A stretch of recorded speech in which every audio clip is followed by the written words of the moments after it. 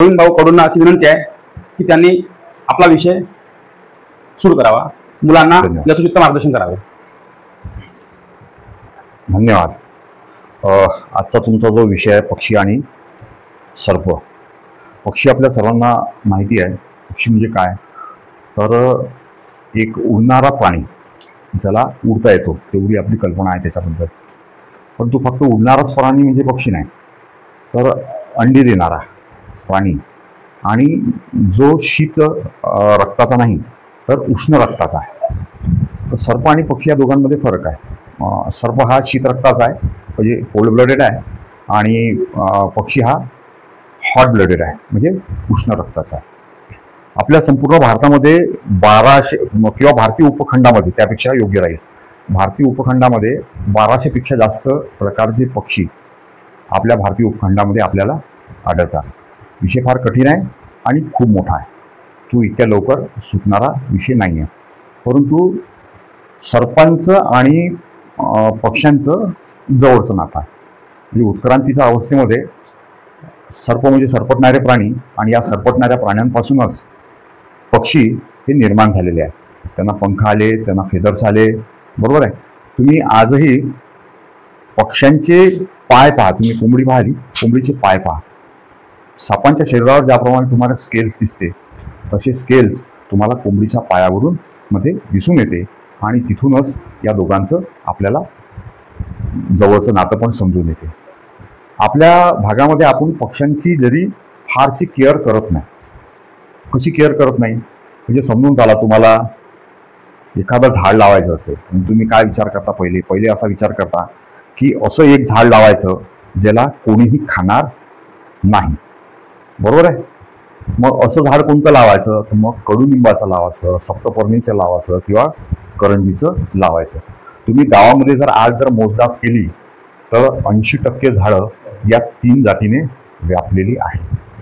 आता मला सांगा, ज्याला कोणी खातच नाही ते लावायचं कशाला, हा विचार आपण कधीही केलेला नाही, आणि तो केला पाहिजे. तुमच्याकडे जितक्या विविध प्रकारचे झाडं तुम्ही लावणार तितकीच पक्ष्यांची विविधता तुम्हाला ते पाहायला मिळते. पक्ष्यांची विविधता कुठे पाहायला मिळते? ज्या ठिकाणी वृक्षांची विविधता असते. अर्बोरल बर्ड हा जो प्रकार आहे, म्हणजे झाडावर राहणारा जो पक्षी आहे, त्या पक्षाला त्या प्रकारे वेगवेगळ्या जातीचे झाडं पाहिजे ज्याच्यावर त्यांना फ्रुटिंग येतात. आता फ्रुटिंग कसं येतात? आंबा कधी येतो? उन्हाळ्यात येतो, समरमध्ये. आणि जाम कधी येतो? हिवाळ्यात. मग तिथं नुसता आंबा राहिला तर पक्षी राहील का? अरे तू उन्हाळ्यामध्ये आंबा खाईल ना, हिवाळ्यात काय खाणार, बरोबर आहे. तर त्याचं जीवन जर तुम्हाला जगवायचं असेल तर तुम्हाला त्याचं खाद्याची व्यवस्था करावी लागेल. परंतु मी खास करून तुम्हाला हे सांगतोय की गैरसमज पक्ष्यांबद्दल सुद्धा ठेवू नका. पक्षी ही कीट संहारक शक्ती आहे. काय म्हणतात, त्या कबुतरांची संख्या वाढवतात. आता राहिली चिमणी. चिमणी पूर्णपणे कधीही शाकाहारी नाही, पूर्ण शाकाहारी चिमणी नाही. चिमणी हा असा पक्षी आहे की आपण आपल्या जीवनामध्ये पहिली ओळख जे टेम्परामेंटचा अभाव आहे. वैज्ञानिक दृष्टिकोन आमच्याकडे नाही, त्याच्यामुळे कोणत्याही गोष्टीला आम्ही सांघिक गोष्टीवर मानतो. इथपर्यंत तुमच्या लक्षात आलं. आता याच्यात एक महत्वाची गोष्ट लक्षात घ्या. सापाला स्वतःचा शत्रू समजू नका. आपल्या भागामध्ये 4 प्रमुख विषारी साप आहे, पाहून घ्यावर. 4 प्रमुख कोणते? वर तुम्हाला पोस्टर लावलंय, नीट पहा.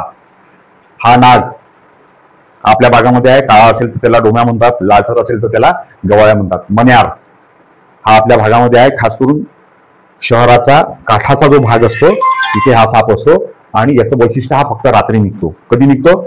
रात्री. काळ्या रंगाचा असतो, 2-2 पांढऱ्या रेषा असतात. अत्यंत जहाल विषारी साप आहे. तिसरा आपल्याकडे भाग साप म्हणजे तो तिथे जो शेवट जो तुम्हाला दिसतो तो म्हणजे घोणस. त्याला आपण रसेल स्वायपर म्हणतो, टवल्या महाडोर म्हणतो, सोन्या परड म्हणतो तो तिसरा साप. आणि चौथा साप म्हणजे फुरशे. पण फुरशे हाही शहरामध्ये आढळणार नाही, हा तुम्हाला शेतांमध्ये मात्र आढळतो. हे 4 साप जर तुम्ही सोडले तर तुम्हाला कोणत्याही सापाला भिण्याची गरज नाही. तुमच्या घरी ढोंड्या आला, धामण आली, तिला तर काहीच करू नका, खूप छान साप आहे. धामणचं वैशिष्ट्य काय आहे? तो दिनचर साप आहे. कसा साप आहे? दिनचर. आणि दिनचर साप असल्यामुळे तो दिवसा झरझर झरझर आपल्याला फिरताना दिसतो, रात्री मात्र तो रेस्ट करतो. त्याची लांबी 10 फुटापर्यंत असते. परंतु तो सळसळ आपल्याला जाताना ज्यावेळेस दिसतो तर ते पाहून आपल्याला भीती वाटते. घाबरण्याचं काही काम नाही त्याला कधी काही करू नका.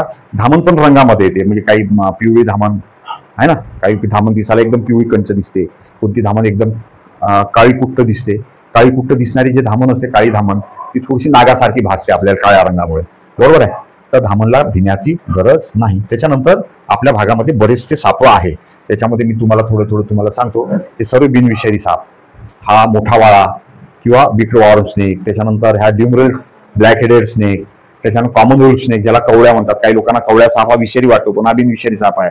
कुकरी ही तर खूप कामाना, जिथे शेण वगैरे असेल त्या ठिकाणी नेहमीच दिसते. त्याच्यानंतर ब्रोज बॅक ट्री स्नेक, हा झाडावर राहणारा साप आहे, अत्यंत वेगवान साप आहे. त्याच्यानंतर ढोंड्या, नाणेटी ज्याला आपण महादेवाची लाट म्हणतो ना, महादेवाची लाट ऐकलं ना, महादेवाची लाट, हिंदीमध्ये सीता की लट, हे सर्व बिनविषारी साप आहे.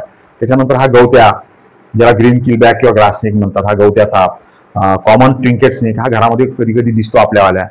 त्यांना रॅट स्नेक म्हणजे धामण. त्याच्यानंतर बँडेड रेसर म्हणजे ज्याला आपण धूळ नागिन म्हणतो, हा बिनविषारी साप आहे, पण वेगवान साप आहे, चांगला साप आहे.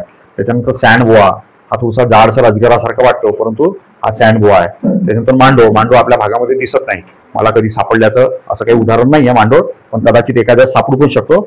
आणि त्याच्यानंतर हा इकडे रॉक पायथॉन म्हणजे अजगर आपल्या भागामध्ये ग्रामीण भागामध्ये भरपूर आहे अजगर, नाही का.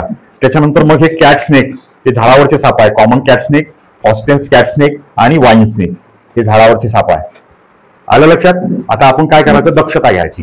म्हणजे रात्रीच्या वेळेस तुम्ही तुमच्या घरामध्ये असले तर टॉर्च लावा आणि त्याच्यानंतरच फिरा. विदाउट टॉर्च तुम्ही फिरू नका. एखादा साप असला, त्याचा अंधारामध्ये पाय पडला, आता तो काळ पहिलेचा राहिला नाही ना. आता दिवे थोडी लावतो आपण घरामध्ये, लावतो का नाही.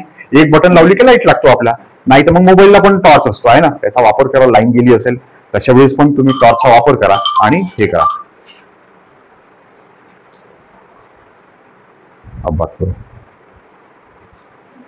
तर